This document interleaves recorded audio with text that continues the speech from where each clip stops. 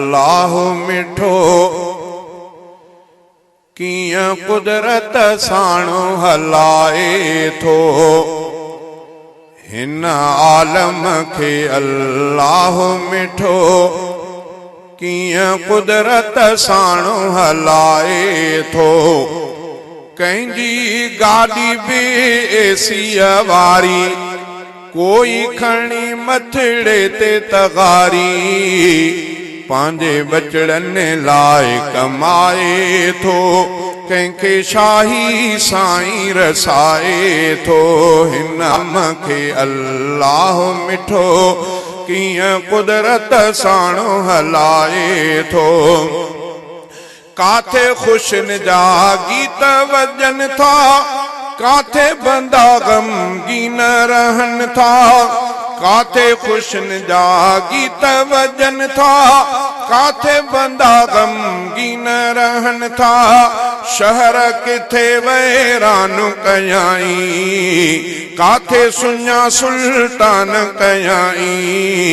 किथे वेड़ा पाण वसाए थो, किथे बरदड़ दिया उजाए थो। किथे पाण वसाए थो, किथे बरदड़ दिया उजाए थो। हिन आलम के अल्लाह मिठो कियां कुदरत साणो हलाए थो। कंहिंजी गाड़ी बि एसीअ वारी कोई खणी मथड़े ते तगारी पांजे बचड़नि लाइ कमाए थो। कंहिंखे शाही साईं रसाए थो। कंहिंखे नवाज़ियो इल्म सां मौला, कोई बणियो बे इल्म सफ़ाया। कंहिंखे अता इस्लाम थियो आ, दीन खां को गुमनाम थियो आ। कंहिंखे पंहिंजे दर ते झुकाए थो, कंहिंखे दर खां दूर रहाए थो। कंहिंखे पंहिंजे दर ते झुकाए थो, कंहिंखे दर खां दूर रहाए थो।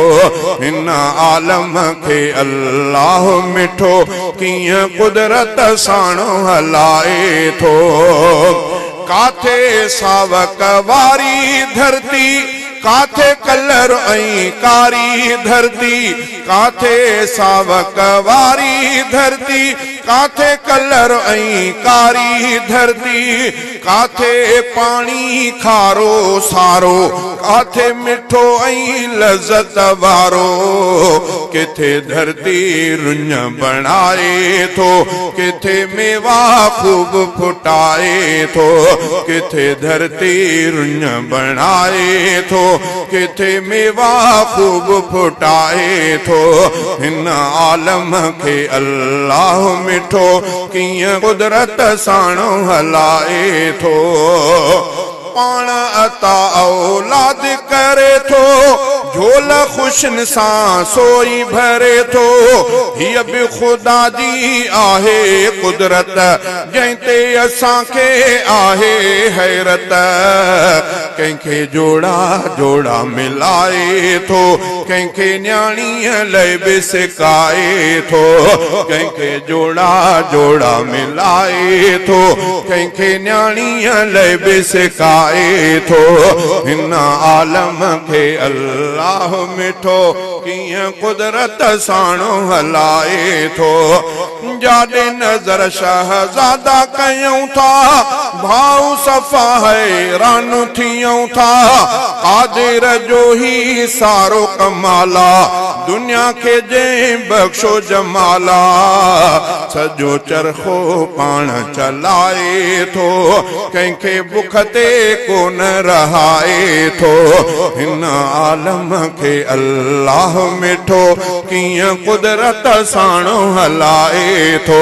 कंहिंजी गाड़ी बि एसीअ वारी कोई खणी मथड़े ते तगारी पंहिंजे बचड़नि लाइ कमाए थो। कंहिंखे शाही साईं रसाए थो।